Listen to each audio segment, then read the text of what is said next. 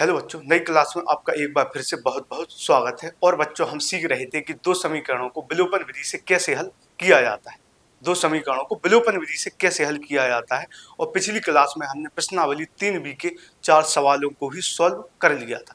अब इस क्लास में बच्चों 5वें सवाल से हम आगे चलेंगे और देखेंगे कि सवाल कैसे हल होंगे।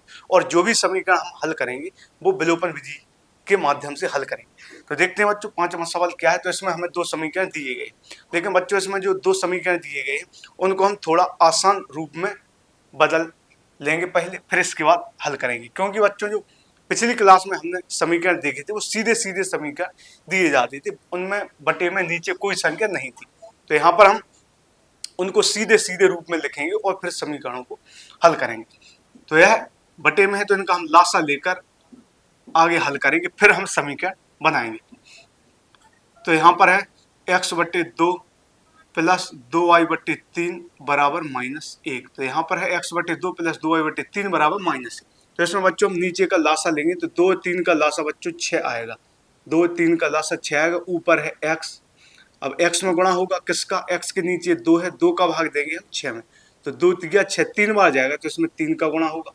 प्लस इसी प्रकार यह है 2y, और 2y के नीचे 3 है, 3 का भाग देंगे 6 में। तो 3 दूनी 6, 2 बार जाएगा तो बराबर यहाँ पर माइनस का 1 आ जाए। 2 3 का लासा लिया तो 6 आया। x में गुणा 3 का होगा, 2y में गुणा 2 का बराबर माइनस है। x का गुणा 3 में करेंगे तो है 3x आएगा, प्लस 2 का गुणा 2y में तो है 4y आएगा, बटे 6 बराबर माइनस का 1 आएगा। अब इसके नीचे 1 लिख देंगे और गुणा करेंगे। तो 1 का गुणा इन दोनों पदों में करेंगे तो 1 का गुणा 3x में करेंगे तो है 3x आएगा, प्लस 1 का गुणा 4y में करेंगे तो है 4y आएगा, बराबर 6 का गुणा -1 में तो है माइनस का 6 आएगा। तो 1 का गुणा 3x किया 3x आया, 1 का गुणा 4y में 4y आया, बराबर 6 माइनस का 6। बच्चों है जो पहला जो समीकरण है वो हमने सही रूप में बनाया। इसी तरह से अब दूसरे समीकरण को भी बनाएंगे, फिर दोनों समीकरणों को विलोपन विधि के माध्यम से हल करेंगे। तो यह है बच्चों x माइनस वाई बट्टे 3 बराबर 3 दिया गया है। तो x के नीचे कुछ नहीं है तो बच्चों हम 1 मान लेंगे। अब 1 और 3 का लासा लेंगे तो 3 आएगा लासा, और ऊपर x से x के नीचे 1 है तो 1 का भाग हम 3 में देंगे तो 3 बार जाएगा तो x में 3 का गुणा होगा, और यह y वैसे का वैसा ही आएगा क्योंकि 3 का भाग 3 में देंगे 1 बार कट जाएगा तो 1 बार गुणा होगा इसमें तो वही मान आएगा, बराबर 3। 1 और 3 का एलसीएम मिल गया तो 3 आया। x में 3 का गुणा होगा, y बराबर 3। x का गुणा 3 में करेंगे तो 3x आएगा, माइनस y बटे 3 बराबर 3 आ जाएगा, बटे 1 कर देंगे। इसका गुणा करेंगे तो 1 का गुणा 3x में करेंगे तो 3x आएगा, माइनस 1 का गुणा y में करेंगे तो y आएगा, बराबर 3 3 9। समीकरण 2 आ गया। तो यह आया 3x माइनस वाई बराबर 9। पहला जो समीकरण 3x प्लस 4y बराबर माइनस का 6। अब बच्चों हम इन दोनों समीकरणों को हल करेंगे और फिर x y के मान निकालेंगे। तो यहाँ पर हम दोनों समीकरणों को पहले हल करेंगे। तो यहाँ पर हम लिखेंगे बच्चों समीकरण 1 व 2 से। तो पहले दोनों समीकरणों को यहाँ पर लिखेंगे। तो पहला जो समीकरण वो है 3x प्लस 4y बराबर माइनस का 6, यह समीकरण 1 है। 3x प्लस 4y बराबर माइनस का 6, यह समीकरण 1 है। फिर है 3x माइनस वाई बराबर 9, यह हमारा समीकरण 2 है। 3x माइनस वाई बराबर 9, पहला समीकरण 3x प्लस 4y बराबर माइनस का 6, दूसरा है 3x माइनस वाई बराबर 9, यह हमारे दोनों समीकरण। अब इनको हम हल करेंगे। तो बच्चों पहले तो हम देखेंगे कि इसमें x और y जो है जो वो एक तरफ हैं कि नहीं, क्योंकि हमारी पहली प्रोसेस यही रहती है कि x y एक साइड लिख लेते हैं और जो संख्या है वो दूसरी तरफ लिख लेते हैं। तो दोनों समीकरण में x y एक ही तरफ है और जो संख्या है वो दूसरी तरफ है। अब जो अगला स्टेप होता है बच्चों, तो उसमें हमें मानों को बराबर करना होता है। या तो हम x को बराबर कर ले या फिर हम y को बराबर कर ले, कोई भी हम एक बराबर कर सकते हैं। चाहे तो x को बराबर करके समीकरण को हल किया जा सकता है, y को बराबर करके भी हल कर सकते हैं, लेकिन जो हमें आसान लगता है वो हम हल करते हैं। लेकिन बच्चों यहाँ पर हम देखेंगे कि यहाँ पर हमें हल करने की जरूरत है ही नहीं, क्योंकि ऑलरेडी यहाँ पर x बराबर है। ऊपर भी पहले समीकरण में 3x है और नीचे भी दूसरे समीकरण में 3x है। तो बच्चों यहाँ पर बराबर करने की जरूरत है ही नहीं, क्योंकि पहले से ही x जो है वो बराबर है। पहले समीकरण में भी 3x है और दूसरे समीकरण में भी 3x है। अब बराबर है तो अब हमें इनके चिन्ह देखने पड़ते हैं, क्योंकि जो भी मान हम बराबर करते हैं तो उनके हम चिन्ह देखते हैं। यदि बराबर मान वालों के चिन्ह अलग अलग हैं तो दोनों समीकरणों को जोड़ देते हैं। यदि बराबर मान वालों के चिन्ह भी बराबर हैं तो समीकरणों को घटा देते हैं। तो देखते हैं यहाँ पर जो 3x है वो भी प्लस में है ऊपर, और नीचे जो 3x है वो भी प्लस में है। तो यहाँ पर दोनों 3x प्लस में है, बराबर मान है और चिन्ह भी बराबर है। तो ऐसी स्थिति में बच्चों दोनों समीकरणों को हम घटा दें। तो यहाँ पर हम लिखेंगे घटाने पर। तो यहाँ पर हम लिखेंगे घटाने पर। घटाते हैं जब बच्चों तो नीचे वाला जो समीकरण होता है उसके चिन्ह बदल जाते हैं, प्लस का माइनस और माइनस का प्लस। तो यहाँ पर 3x है प्लस में, माइनस में हो जाएगा। यह y माइनस में है, प्लस में हो जाएगा। यह 9 प्लस में है तो माइनस में हो जाएगा। तो चिन्ह बदल गए, 3x माइनस का हो गया, y प्लस का, 9 माइनस का। ऊपर 3x प्लस में, यह माइनस में है तो कट जाएगा। अब ऊपर जो 4y है वो प्लस में है और यह अकेला y है वो भी प्लस में है। तो 4y और 1y मिलकर 5y हो जाएगा। अब बच्चों यहाँ पर दोनों यह मान माइनस में, माइनस का 6 माइनस का 9 दोनों जोड़ेंगे तो माइनस का 15 आ जाएगा। अब y बराबर जो आएगा वो आएगा माइनस का 15/5। अब 5 से 15 को काटेंगे बच्चों तो 5 3 15 हो जाएगा। तो y बराबर यहाँ पर माइनस का 3 आ गया। अब हमें x का मान निकालना है। अब बच्चों हमें x का मान निकालना है, तो अब इस y के मान को बच्चों किसी भी समीकरण में हमें रखना होगा। चाहे तो हम y का मान समीकरण 1 में रख दें, चाहे तो y का मान हम समीकरण 2 में रखें। इस y के मान को किसी भी समीकरण में हम रखें तो x का मान वही आएगा जितना मान आना है। समीकरण 1 में रखें तो भी x का उतना ही मान आएगा, 2 में रखें तो भी x का उतना ही मान आएगा। तो यहाँ पर बच्चों हम समीकरण 2 में y का मान रखते हैं। तो यहाँ पर हम लिखेंगे कि y का मान समीकरण 2 में रखने पर। तो यहाँ पर y का मान हम समीकरण 2 में रखेंगे तो लिखेंगे y का मान समीकरण 2 में रखने पर। किसी भी समीकरण में रख सकते हैं, लेकिन जहां पर हमें आसानी होती है रखने में या जहां से हमें लगता है कि सवाल थोड़ा आसान हो सकता है तो उस समीकरण में वो हम मान रख सकते हैं। तो y का मान हम समीकरण 2 में रखेंगे, लेकिन जिस समीकरण में हम वो मान रख रहे हैं उसको हम पहले यहाँ पर लिखते हैं। तो समीकरण 2 में रख रहे हैं तो जो हमारा समीकरण 2 है वो है 3x माइनस वाई बराबर 9। तो हमारा जो समीकरण 2 है वो है 3x माइनस वाई बराबर 9। यह हमारा समीकरण 2 है। अब इस समीकरण में हम y की जगह -3 रखेंगे, y का मान रखेंगे। तो 3x, यह माइनस तो पहले से समीकरण में ही है, माइनस तो पहले से, और जो y का मान है वो भी -3 यहाँ पर दिया गया है, बराबर में 9 आ जाएगा। तो समीकरण जो 2 था वो है 3x माइनस वाई बराबर 9 और y का मान भी -3 है। तो यहाँ पर 3x, अब इस माइनस का गुणा माइनस में करेंगे तो माइनस माइनस प्लस का 3 हो जाएगा, बराबर 9 हो जाएगा। अब 3x बराबर निकालेंगे तो यह 9, 3 पक्षांतर होकर दूसरी तरफ जाएगा तो यह माइनस का 3 हो जाएगा। तो 3x बराबर 9 में से 3 जाएगा 6। अब 3 से 6 को काटेंगे तो x बराबर 2 निकल कर आ जाएगा। तो यहाँ से हमारे जो मान आएगा वो आ गए, x बराबर 2 आ गया, y बराबर -3 निकल कर आ गया। तो इस तरह से यह समीकरण हल हुआ और इसके दो जो उत्तर है वो हमें प्राप्त हो गए। x का जो मान है वो 2 प्राप्त हुआ, y का जो मान है वो -3 प्राप्त हुआ। अब इसी तरह से अगले सवाल को हम हल करेंगे कि हमारा जो छठवां सवाल है वो क्या है। तो छठवें सवाल को बच्चों लिखेंगे हम। तो यहाँ पर लिखा गया है कि समीकरण 5x माइनस 7y बराबर 8 और 10x प्लस 3y बराबर 33 को हल कीजिए। तो इन समीकरणों को हमें हल करना है।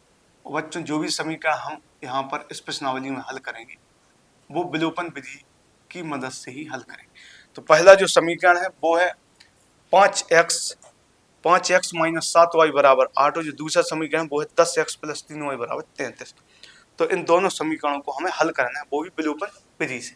तो सबसे पहले यहाँ पर दोनों समीकरणों को लिख लेते हैं और यहाँ पे सही रूप में दिए गए हैं तो हमें सॉल्व करने में आसानी होगी। तो यह दिया गया है 5x माइनस 7y बराबर 8, तो यह हमारा समीकरण 1 हो गया।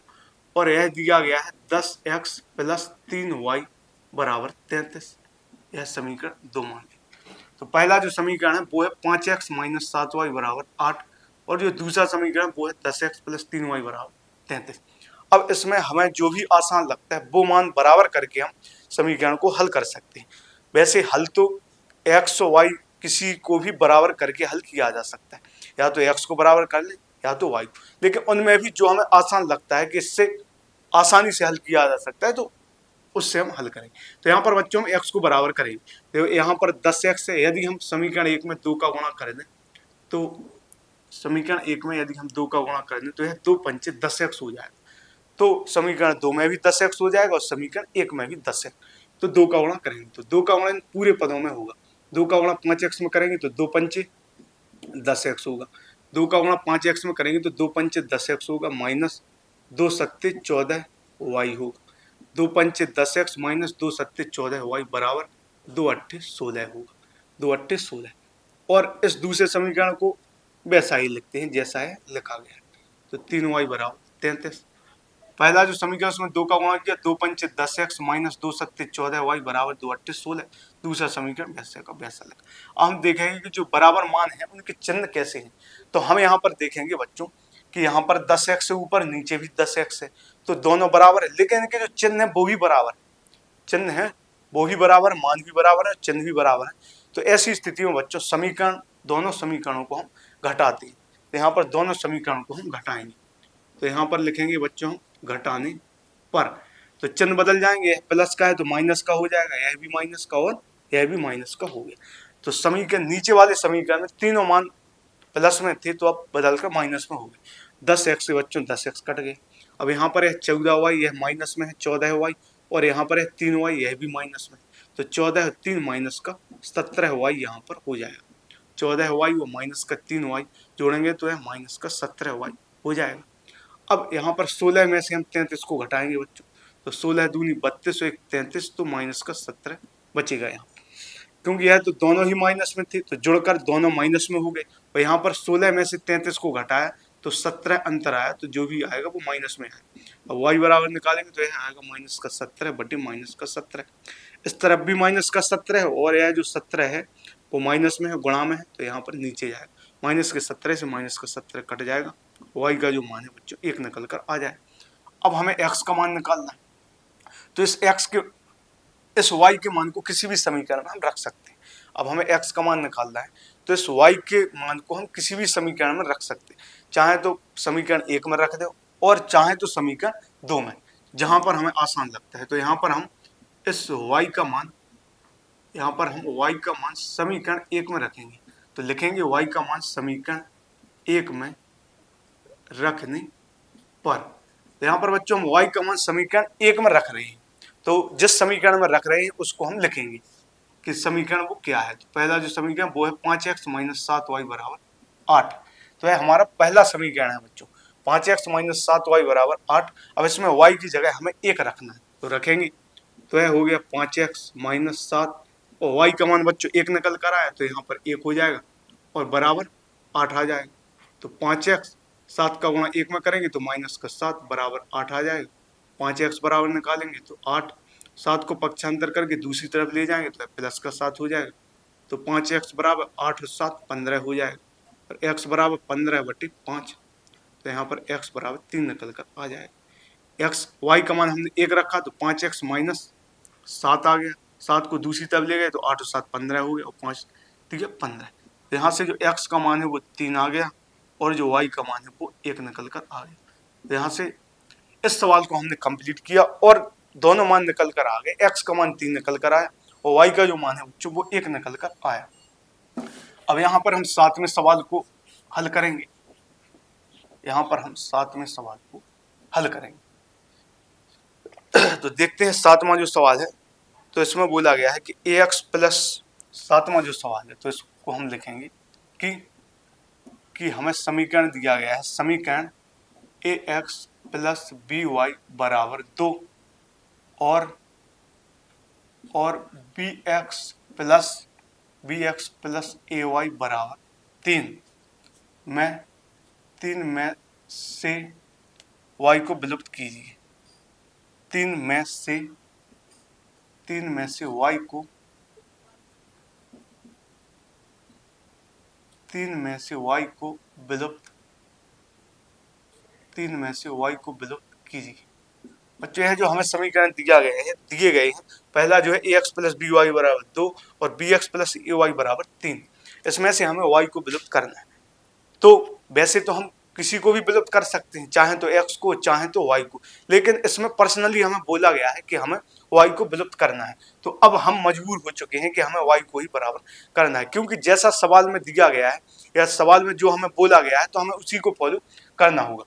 तो सबसे पहले हम इसको लिख लेते हैं, यह है ax प्लस बी वाई बराबर 2, यह है, इसको समीकरण 1 मान लेंगे।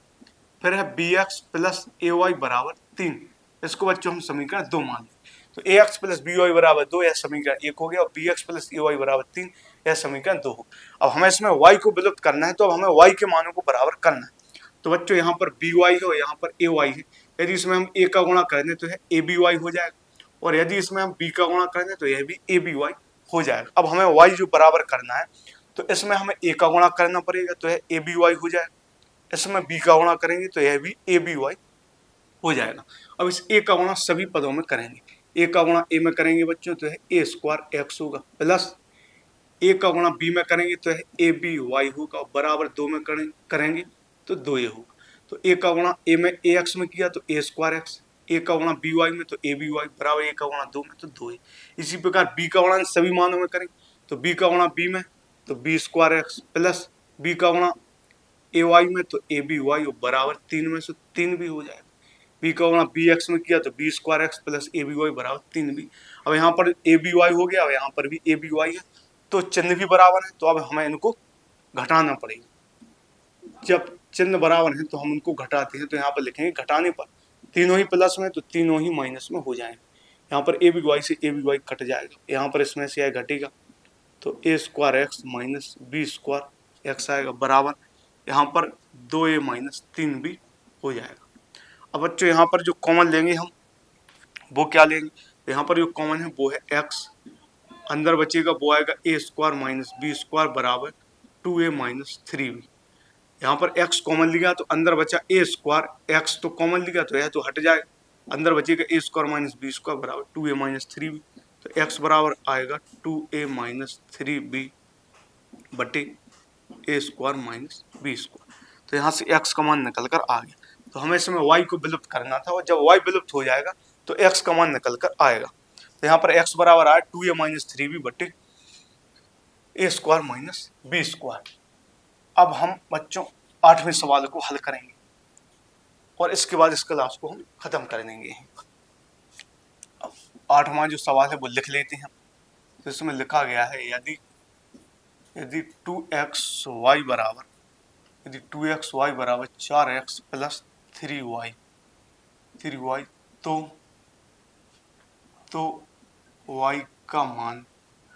तो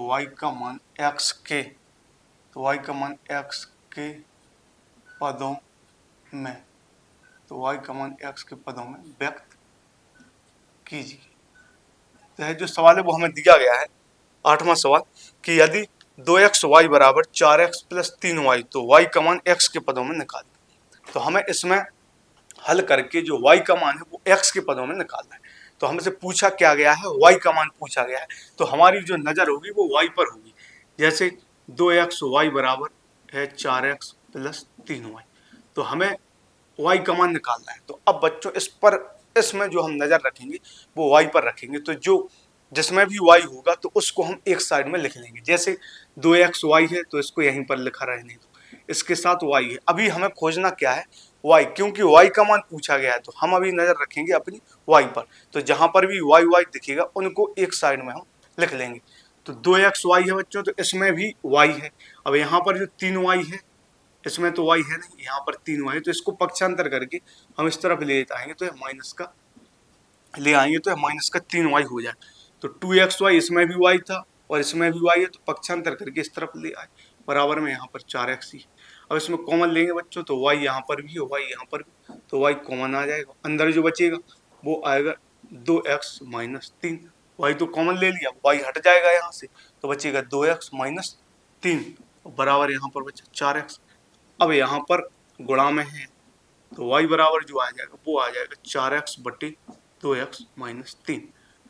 तो ये हमारा उत्तर हो जाएगा। तो इसमें बोला था कि y का मान x के पदों में लिखी, तो हमने अपनी नज़र y पर बनाई कि जहाँ जहाँ भी y है उसको एक तरफ लिख लिया जिससे y कॉमन निकल कर आ। तो यहाँ पर 2xy और 3y को यहाँ पर ले गए, तो माइनस का 3 बराबर 4x। अब इसमें y कॉमन लिया तो अंदर जो बचा वो है 2x माइनस 3, वो y बराबर निकल कर आया 4x बटे 2x माइनस 3। तो इसमें हम कह सकते हैं कि जो y का मान है वो x के पदों में निकल कर आ गया। तो इस तरह से बच्चों हमने यहाँ पर 5, 6, 7, 8 नंबर तक के सवालों को हल किया। इसी तरह से आगे भी हल करते रहेंगे। तो इस क्लास में बच्चों यहीं तक, इस क्लास को यहीं खत्म करते हैं और मिलते हैं बच्चों अगली क्लास में। तब तक के लिए धन्यवाद।